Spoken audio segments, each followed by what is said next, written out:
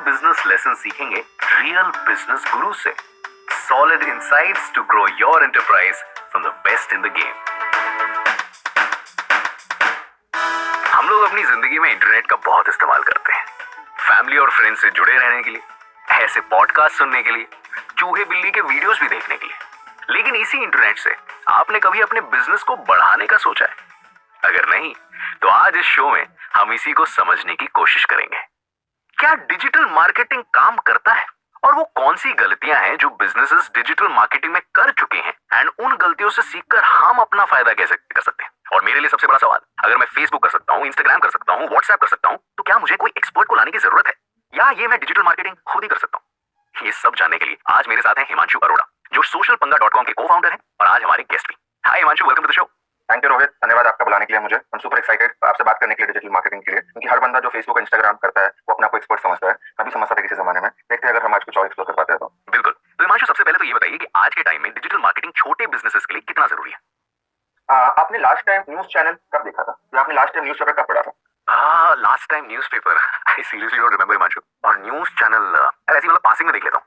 मैंने न्यूज़पेपर पिछले 1.5 साल पहले पढ़ा था। मेरे फादर जो सुबह उठ के न्यूज़पेपर पढ़ते थे, उन्हें 3 साल पहले पढ़ा था। हमारे घर में कोई न्यूज चैनल नहीं चलता। तो जो कंटेंट हम लोग कंज्यूम कर रहे हैं पिछले 30-40 साल से, वो चेंज होता जा रहा है। फेसबुक, इंस्टाग्राम, यूट्यूब के आने से पहले हमारा कंटेंट था टेलीविजन के ऊपर, बट जियो के आने के बाद, इंटरनेट के आने के बाद हमें फ्री डेटा मिला। अगर मुझे कोई स्टॉक की टिप्स लेनी है और रोहित को अगर कोई मूवी देखनी है, हमें सेम टेलीविजन को नहीं देखना। मैं स्टॉक की टिप्स अपने फोन पे ले सकता हूँ, रोहित मूवी देख सकता है अपने लैपटॉप पे। सो बेसिकली जो कंटेंट कंजम्पशन का जो पैटर्न है वो चेंज होता जा रहा है। जहां पर मेरा कंज्यूमर का मैक्सिमम अटेंशन है एज ए स्मॉल बिजनेस, वो प्लेटफॉर्म सबसे इंपॉर्टेंट बन जाता है। That is point number 1। Point number 2 जो सबसे इंपॉर्टेंट है, मैं आपको एग्जांपल देता हूँ। रात को डिनर के बाद मेरे मॉम एंड डैड थे, वो अपने अलग अलग रूम में बैठते हैं अपने फोन के ऊपर। मेरे डैड कुछ स्टॉक का देख रहे होंगे, मेरी मॉम कुछ रैंडम रेसिपी है योगा देख रही होंगी। पर अगर वो टेलीविजन पे बैठे होते और मेरे स्टॉक का ऐड आनी है, तो मेरे डैड के लिए तो रेलेवेंट होती वो ऐड, तो मेरे मॉम के लिए नहीं होती। और अगर कोई MDH मसाले की ऐड आनी है, तो मेरे डैड को कोई मतलब नहीं है उससे, और मॉम के लिए रेलेवेंट है। तो अगर देखा जाए तो 50% तो मेरा बजट लीक हो गया वहां पर। बट अगर अभी MDH को ऐड करनी है, तो मेरे मॉम को करेंगी और डैड को नहीं करेंगी। तो सेकंड इज, आप बहुत ज्यादा फोकस और टारगेटेड हो। जो आपके कंज्यूमर है, स्मॉल बिजनेस का लेट्स अज्यूम अगर मेरा ये कंज्यूमर है, आप उसको डायरेक्टली टारगेट कर सकते हो। That is second.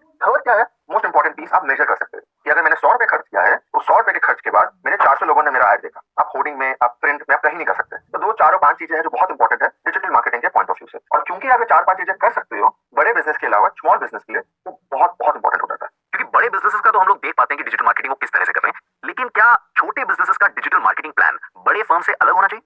बिल्कुल। बड़े बिजनेस का जो थॉट होता है बहुत अलग होता है, और जो स्मॉल बिजनेस का होता है बिल्कुल बिल्कुल अलग होता है। तो मैं एग्जांपल देता हूँ। अगर आप टूथपेस्ट यूज करते हो, तो आपको पता है कि 5-6 ब्रांड होते हैं। कोलगेट हो गया, पेप्सोडेंट हो गया। तो आप जाओगे मार्केट में, आप देखोगे कौन सा ब्रांड है, मैं उसको पिक कर लूंगा। तो पेप्सोडेंट और कोलगेट को आपको बताना नहीं पड़ता कि मेरा टूथपेस्ट है, आप टूथपेस्ट खरीद लो। या अगर मैं एग्जांपल लेता हूँ बड़े बिजनेस के पॉइंट ऑफ व्यू से, मैं साबुन बेच रहा हूँ, या मैं गाड़ी बेच रहा हूँ, कुछ भी बेच रहा हूँ। तो छोटा बिजनेस है, मेरा पैसा बहुत कम है। पहला सबसे इंपॉर्टेंट है, मुझे फिगर आउट करना पड़ता है कि मेरा टारगेट ग्रुप कौन है, मेरा बेसिकली मेरा सामान कौन खरीदेगा, सबसे इंपॉर्टेंट। तो लेट्स अज्यूम मैं टी-शर्ट बेचता हूँ, छोटा, मैं रीबॉक नहीं हूं, मैं नाइकी नहीं हूं। मेरी टी-शर्ट की कुछ स्पेशल क्वालिटीज है। मुझे पता है कि जो बंदा रनिंग करता है, स्पोर्ट्स पर्सन है, वही मेरी टी-शर्ट लेगा और कोई नहीं लेगा। तो मैं क्या करूंगा, फेसबुक पे जाऊंगा, मैं यूट्यूब पे जाऊंगा, रनिंग की जिसने भी वीडियो देखी है, मैं सिर्फ उसको टारगेट करूंगा। तो फंडा ये होता है कि यू गो स्मॉल, बहुत ही फोकस जाते हो। तो पहले अपने प्रोडक्ट को समझना बहुत इंपॉर्टेंट हो जाता है। आप प्रोडक्ट को समझो कि मेरा जो टारगेट ग्रुप है, मेरा खरीदार कौन है, मेरा कंज्यूमर कौन है, जिसको मैं ऐड दिखाऊंगा तो वो पक्का खरीदेगा। वो जब आप फिगर आउट कर लेते हो, तो अपनी जो आप एड्स रन करते हो, जो आप डिजिटल मार्केटिंग पे अपना कम्युनिकेशन करते हो, वो बहुत फोकस होता है। पर नाइकी और रीबॉक के लिए क्या है, जो बंदा टी-शर्ट पहनता है, मेरे को उसको ऐड दिखानी चाहिए। तो जैसे जैसे आप बड़े होते जाते हो, आपका होराइजन, आपका जो फोकस है वो कम होता रहता है। वो इसलिए भी क्योंकि आपका बजट भी ज्यादा होता है। आप चाहते हो कि जितने ज्यादा लोग मेरे ब्रांड के बारे में सुने, हम जिसको टेक्निकल टर्म में बोलते हैं ब्रांड अवेयरनेस, वो हो। पर अगर आप छोटा बिजनेस में हो, तो आपको पता है कि मुझे 100 रुपए खर्च करने हैं, मुझे 100 रुपए खर्च करके 1000 का बिजनेस देना है, तो आप उसी को बेचोगे जिसको खरीदने के चांसेस बहुत ज्यादा होंगे। तो आप वेस्टेज और लीकेज बहुत कम कर देते हो। तो ये मोटा मोटा डिफरेंस होता है। और जब आप बड़े ब्रांड के लिए करते हो, छोटे ब्रांड के लिए करते हो, तो माइंडसेट पॉइंट ऑफ व्यू। इसी को कंटिन्यू करते हुए हिमांशु, हम ये कैसे पता करें कि हमारे बिजनेस के लिए कितनी डिजिटल मार्केटिंग की जरूरत है? कोई ऐसा टाइम फ्रेम है? जैसे हम सुबह और शाम खाना खाते हैं ना, हमें भूख लगती है, एक्जैक्टली डिजिटल मार्केटिंग वाली है। मैं इसलिए बोल रहा हूँ क्योंकि सुबह और शाम एवरी टाइम आपके कंज्यूमर प्लेटफॉर्म पे है। आपका रिक्वायरमेंट चेंज होता रहता है टाइम टू टाइम। रिक्वायरमेंट जैसे एग्जांपल देता हूँ कि लेट्स अज्यूम आपने बिजनेस स्टार्ट किया, आप वो अपैरल के, स्पोर्ट्स अपैरल के बिजनेस में, आपने टी-शर्ट से स्टार्ट किया, लोगों को पता लग गया, फिर हम टी-शर्ट बेचते थे, हमें शॉर्ट्स बेचना है, तो हमने नया प्रोडक्ट लॉन्च किया। जिस बंदे ने मेरा टी-शर्ट लिया है, मैं उसको शॉर्ट्स बेचूंगा। अगर आप चाहते हो कि मैं जो बिजनेस कर रहा हूँ वो बिजनेस सेम लेवल पे चलता रहे, या फिर आप एक्सपैंड करना चाहते हो, डिजिटल मार्केटिंग आपको करनी पड़ेगी। So it's an ongoing process. ये प्रोसेस चलना चाहिए सुबह और शाम। कैसे उसको एक्सपैंड करना है, कि अपने बिजनेस को ग्रो करना है from geography point of view, या फिर आपके बिजनेस को ग्रो करना है कि अपने प्रोडक्ट ऐड कर रहे हो, वो आप पे डिपेंड करता है। बट ये स्टार्ट और स्टॉप नहीं हो सकता है कभी भी। हिमांशु, अब उस चीज की बात करते हैं जिसके लिए डिजिटल जाना जाता है, इंस्टेंट रिएक्शन। आप एक वीडियो डालो और तुरंत पता चल जाता है कि कितने लोगों ने देखा, कितने लोगों ने पसंद किया, कितनी ताली मिली और कितनी गाली मिली। तो डिजिटल मार्केटिंग में कुछ ऐसा है क्या, तुरंत रिजल्ट मिलता है या थोड़ा वेट करना पड़ता है? तुरंत तो सिर्फ गाली मिलती है वैसे। ताली में थोड़ा टाइम लगता है। तो होता क्या क्या है कि बेसिकली अगर आपको बड़े ब्रांड हो या आपको सेलिब्रिटी हो तो आपको लाखों लोग करोड़ों लोग फॉलो करते हैं। तो अगर हमारे प्राइम मिनिस्टर मोदी जी अगर कोई मैसेज डालते हैं पूरी दुनिया को पता लगता है। अगर सलमान खान डालता है तो वो सलमान खान के सिर्फ फॉलोअर्स को पता लगता है। अगर कोई छोटा एक्टर डालता है सिर्फ उसको पता लगता है। तो अगर मेरा स्मॉल बिजनेस है और मेरे कोई भी फॉलोअर नहीं है डिजिटल प्लेटफॉर्म पे 10-20 फॉलोअर है तो सिर्फ उन्हीं को पता लगेगा। बट होता क्या है, सबसे बड़ी बात है कि मेरे मान लो 20 फॉलोअर है और 20 के 100 और फॉलोअर है और मेरा जो 20 फॉलोअर है उसको मेरा प्रोडक्ट बहुत पसंद है या मेरे वो फ्रेंड्स और फैमिलीज है तो वो जो 20 है वो शेयर करेंगे और जो उनके 100 फॉलोअर है उनको पता लगेगा।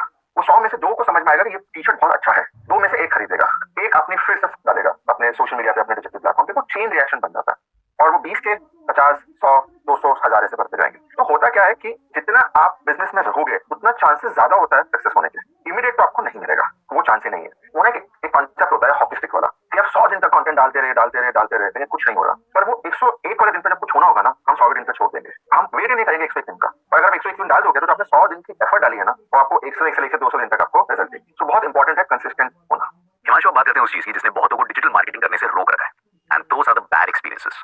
आई एम श्योर बहुत से आपके पास ऐसी कहानियां होंगी जिसमें डिजिटल मार्केटिंग में हुई गलतियों के बारे में सीखने को मिला, तो कुछ शेयर करना चाहेंगे आप? आप जब भी कुछ नया ट्राई करते हो राइट, हमेशा जरूरी नहीं है कि वो ठीक ही हो। बस सबसे इंपॉर्टेंट चीज क्या होती है कि आप करते हो, आप सीखते हो और मूव करते हो। मैं फेसबुक के साथ काम करता था और हम लोग बेसिकली उड़ीसा गए और उनका एक इनिशिएटिव था जिसमें वुमेन एंटरप्रेन्योर्स को प्रमोट करते थे।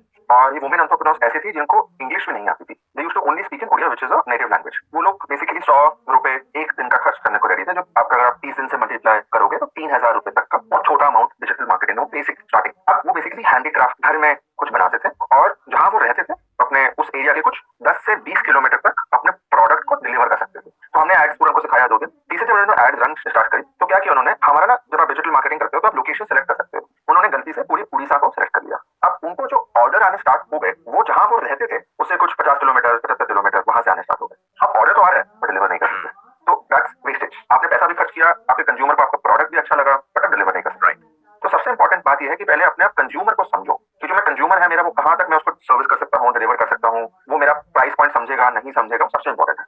सेकंड इज अगर आपका कोई प्रोडक्ट एक स्पेसिफिक प्राइस पॉइंट का है, जैसे जो मेरी टी शर्ट 2000 से ऊपर है और महंगी टी शर्ट है, तो आप क्लियरली उसको बोलो कि ये मेरी प्राइस पॉइंट 2000 से ऊपर है। तो किसी बंदे को अगर वो टी शर्ट खरीदनी है जो 1000 की 500 की खरीदनी है तो ऐसा ना हो कि आपकी वो वेबसाइट पे आए और फाइनली टी शर्ट नहीं ले। तो होगा कि आपने सारा खर्चा कर दिया डिजिटल मार्केटिंग का उसके ऊपर, अपनी वेबसाइट पे लाने के लिए पूरी एफर्ट लगाई कि वेबसाइट पे आ जाओ, फाइनली उसको वो टी शर्ट पसंद ही नहीं आई या फिर वो प्राइस पॉइंट पे नहीं था। सो जो आपका कंज्यूमर है उसको समझो, उसकी नीड को समझो और जो आपकी खुद का ब्रांड है, खुद की सर्विस है, क्या उसको फुलफिल कर सकता है, राइट? और उसके बाद आप उसको यूज करो। आपने बहुत अच्छी तरह मेंशन किया अबाउट अंडरस्टैंडिंग योर कंज्यूमर। अपने कंज्यूमर को समझना बहुत ज्यादा जरूरी है, लेकिन इसका कुछ फॉर्मूला है कि क्या टारगेट करें और कैसे टारगेट करें? कोई ऐसा फॉर्मूला नहीं है, बट एक जरूरत यह है कि मैं अगर कुछ बेच रहा हूँ तो कौन मेरा प्रोडक्ट को खरीदेगा। अगर मैंने इस चीज का आंसर कर दिया बहुत बेसिक लेवल पे तो अपने कंज्यूमर को मैं समझ लूंगा। मैं एग्जांपल देता हूँ, मैं एयरपॉड बेच रहा हूँ, एप्पल का प्रोडक्ट है, महंगा प्रोडक्ट है, तो मुझे ये पता है कि एयरपॉड वही लेगा जिसके पास एप्पल का आईफोन है, वो नहीं लेगा जिसके पास आईफोन नहीं है। बेसिक हो गया। जिसने कोई 2000-3000 का नॉन स्मार्टफोन लिया या स्मार्टफोन भी लिया सस्ते वाला, वो एयरपॉड को ए तो अफोर्ड नहीं कर सकता, बी उसको जरूरत भी नहीं है। तो ऐसे छोटे छोटे 5-6 अगर हम क्वेश्चन के आंसर कर दे और बहुत इनिशियल लेवल पे आंसर करना जरूरी होता है। तो जब भी आप कोई अपने प्रोडक्ट लॉन्च करते हो या अपना बिजनेस का मार्केटिंग स्टार्ट करते हो, आप डायरेक्टली मार्केटिंग में मत जाओ। आपको तकरीबन 1 महीना 1.5 महीना उसको समझो, मेरा जो कंज्यूमर है कौन सा कंज्यूमर है जो मेरा प्रोडक्ट खरीद चुका है। आप उनसे बात करो। अगर वो शॉप पे आ रहा है और उसने खरीद लिया, शॉप पे टेक एग्जांपल कि आपने उस प्रोडक्ट कैसा लगा, आपको क्यों लिया आपने, या खरीदने के आपने उसका फोन नंबर लिख लिया के बाद उसको फोन किया, समझो कि कौन मेरा प्रोडक्ट खरीद रहा है और क्यों खरीद रहा है। उसने इसलिए खरीदा क्योंकि वो सस्ता था, वो इसलिए खरीदा क्योंकि उसके घर से 100 मीटर दूरी पे था। तो आप ये बात बोलो कि यार मेरी दुकान के से 2 किलोमीटर के आसपास वाले कंज्यूमर आ रहे हैं तो मुझे टारगेट करूंगा। क्या उसने इसलिए खरीदा कि उसको डिजाइन बहुत अच्छा लगा, तो डिजाइन की बात करो। बहुत जरूरी होता है किसी भी कंपनी के लिए, चाहे वो स्मॉल बिजनेस हो बड़ा बिजनेस हो, अपने कंज्यूमर को समझना। छोटे बिजनेस के लिए